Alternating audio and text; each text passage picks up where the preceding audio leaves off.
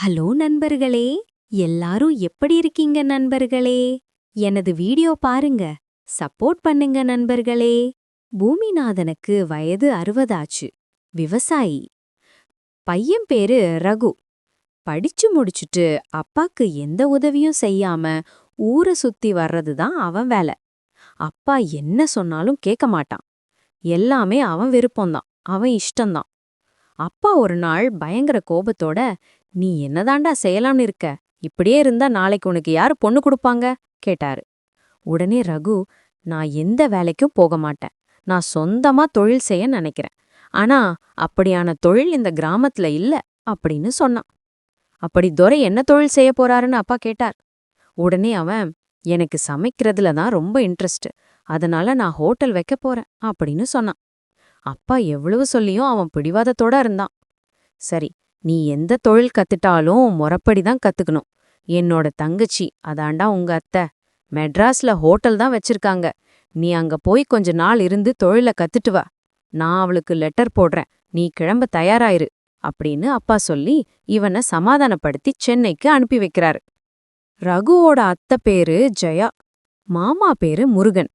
அவங்க எங்க ஊருக்கு வந்து பல வருடம் ஆச்சு. ரகு அவங்கள பாக்குற சந்தோஷத்துல தஞ்சாவூர்ல இருந்து சென்னைக்கு அரசு பேருந்துல பல கனவுகளோட பயணம் பண்ணான். இரவு முழுவதும் பயணம் செஞ்சு காலையில மெட்ராஸ் பஸ் ஸ்டாப்ல வந்து இறங்கிட்டான். அப்பதான் ஒரு குரல், "மாப்ள, எப்படி இருக்கீங்க?" என்ற கனத்த குரல் கேட்டுச்சு. திரும்பி பார்த்தா மாமா. வீட்டுக்கு அழைச்சிட்டு போக வண்டி எடுத்துட்டு வந்திருந்தாரு. மாமாக்கு 60 வயது இருக்கும். நல்லாவே வண்டி ஓட்டுனாரு. வீட்டுக்கு வந்ததும் அத்தை வா மாப்ளேன்னு கூப்பிட்டாங்க. அவங்க வயசு 55 இருக்கும். சும்மா கும்முன்னு இருந்தாங்க. பக்கத்துல மாமா பொண்ணு ஜனனி நின்னுட்டு இருந்தா. அவளுக்கு வயசு 22. நான் சின்ன குழந்தையில பார்த்தது. கோயில் விசேஷங்களுக்கு ஊருக்கு வரும்போது மூக்குல சளி ஒழுகிட்டு இருப்பா. இப்ப பார்த்தா அடையாளமே தெரியல. பாவாடை தவணியில படு சூப்பரா இருந்தா. அவளை பார்த்ததும் என்னால எதுவுமே பேச முடியல. அத்தை உடனே, "மாப்ள, நீங்க ரொம்ப டயர்டா இருப்பீங்க, போய் குளிச்சிட்டு வாங்க, சாப்பிடலாம்" அப்படின்னு சொன்னாங்க. நானும் பாத்ரூம் குளிக்க போனேன். ரொம்ப சந்தோஷமா இருந்துச்சு. அத்தையும் அத்தை பொண்ண பார்த்ததும் என் கவலைகள் எல்லாம் மறந்து போச்சு. குளிச்சிட்டு வந்த உடனே தலவாழை இலை போட்டு நாட்டுக்கோழி அடிச்சு குழம்பு கச்சி கொடுத்தாங்க. அடடா, செமையா எங்க கிராமத்து கைப்பக்குவம் அப்படியே அத்தைக்கிட்ட இருந்துச்சு. சும்மா சொல்லக்கூடாது, ஜனனியும் அப்பப்ப எனக்கு கறி எடுத்து போட்டுக்கிட்டே இருந்தா. நானும் புல்கட்டு கட்டினேன். அன்னைக்கு இரவு முழுவதும் அவளை நினைச்சிட்டே தம்பிய கையில புடிச்சிட்டு தூங்கினேன். மறுநாள் காலை எழுந்தவுடன் மாமா நடத்துற கடைக்கு போய் தொழில பழகணும், சாதிக்கணும்னு நினைச்சேன். நேரமா எழுந்து கடைக்கு போய் கடை வேலைகள் எல்லாம் பார்த்தேன். காலையில டிஃபன் வேலையெல்லாம் முடிஞ்சது. சமையல் மாஸ்டர் செய்கிற ஒவ்வொரு வேலையும் ஒரு நோட்ல எழுதி வச்சுக்கிட்டேன். டிஃபன் எல்லாம் செஞ்சு வச்சோம் கூட பெரிய அளவுல விற்பனை எதுவும் நடக்கல. எல்லாம் நஷ்டம்தான். உடனே மதிய உணவுக்கு தேவையான பொருட்களை எல்லாம் தயார் செஞ்சு வேலைகள் நடக்க ஆரம்பிச்சுது.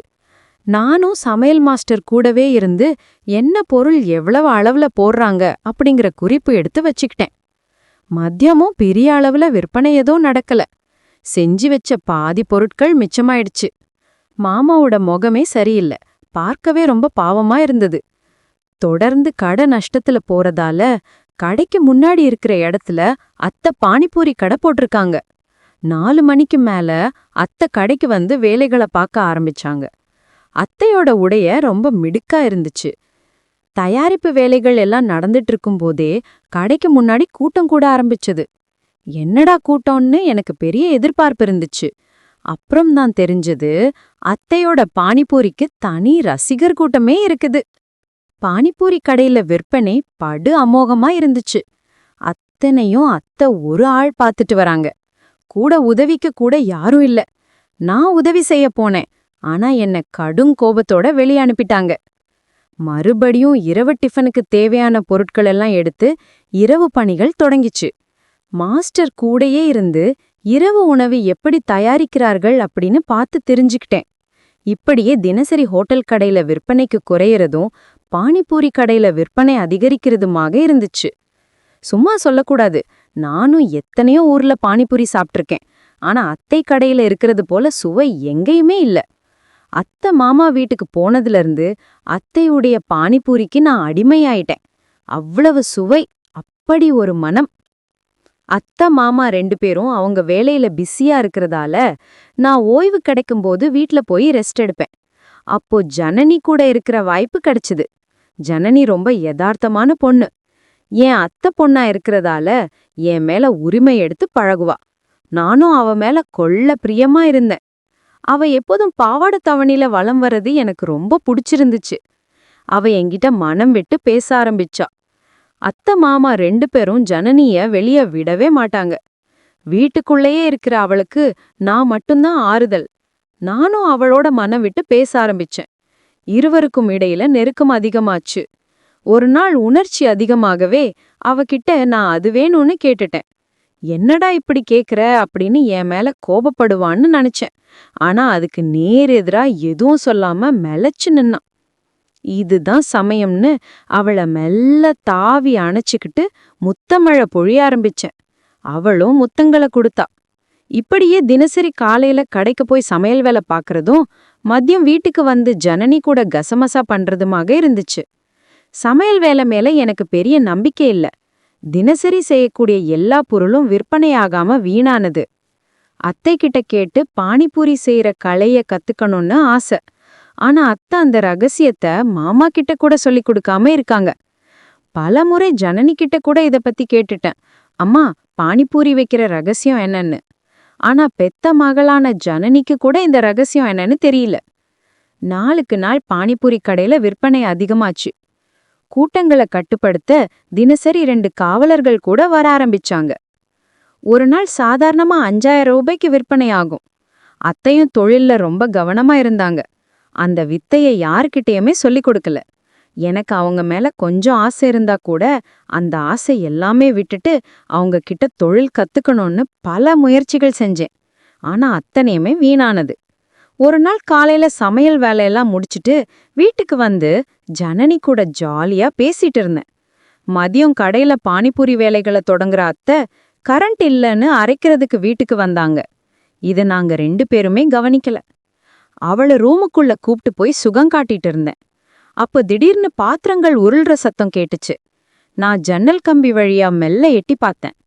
அப்போ நான் கண்ட காட்சி மிக பெரும் அதிர்ச்சியா இருந்தது. அத்தை உடம்புல ஒட்டு துணி இல்லாம நின்னபடி கை விரல்களால கஞ்சியை எடுத்து ஒரு தட்டுல வச்சிட்டு இருந்தாங்க. அதன் பிறகு சிறிது தேங்காய், மசாலா, காய்கறிகள் சேர்த்து பானிபூரிக்கு உண்டான ரகசிய மசாலா தயார் செஞ்சிட்டு இருந்தாங்க. எனக்கு புரிஞ்சு போச்சு, பானிபூரியின் அற்புத சுவைக்கு தேவையான ரகசிய மசாலா இதுதான் என்று. ஜனனி என்னடா கேட்டா. ஒன்னும் இல்லைன்னு சொல்லி ஜன்னல்ல இருந்து கீழே இறங்கினேன். அத்தை வேற முடிச்சதும், ஜனனி, ஜனனி தூங்காத, எழுந்துரு அப்படின்னு கூப்பிட்டாங்க.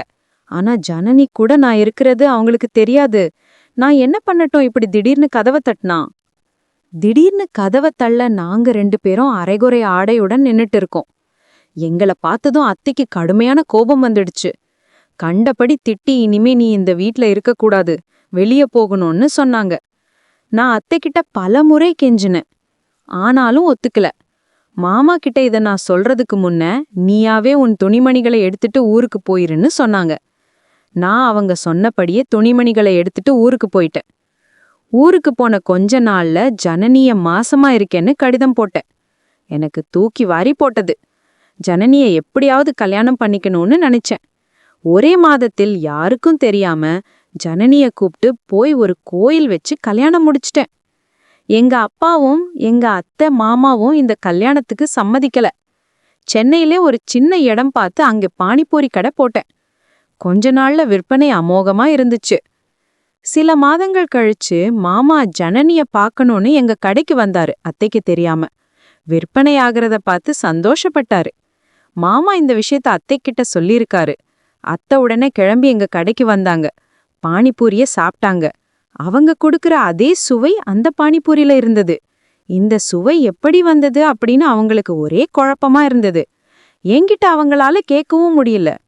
1 வருடத்துக்குள்ள நாங்கள் சொந்தமாக நிலம் வாங்கி வீடு கட்டி குடியேறணும். கொஞ்ச நாள்ல அத்தையும் மாமாவும் கோபத்தையெல்லாம் மறந்துட்டு எங்க கூடவே வந்து இருந்துட்டாங்க. நாங்க பானிபூரி கடை வச்சு அந்த கடை 2-3 கிளைகளா விரிவடைஞ்சது. அப்போதுதான் அத்தைக்கு புரிந்தது, என்னை விட என் மகளின் சுவை மிகவும் அற்புதம் என்று. கடைசி வரை அத்தை என்கிட்ட அந்த ரகசியத்தை கேட்கவே இல்ல. அத்தையும் ரகசியத்தை சொல்லவே இல்ல. அத்தை, எனது மனைவி ஜனனி இருவரின் மதன நீரை பானிபூரியில் வைத்து குடித்த மக்கள் மிகவும் மகிழ்ச்சியில் இருந்தாங்க. நாங்களும் பணம் சம்பாதிச்சு நிம்மதியா இருந்தோம். இது போன்ற கதைகளை தொடர்ந்து கேட்க இணைந்திருங்கள்.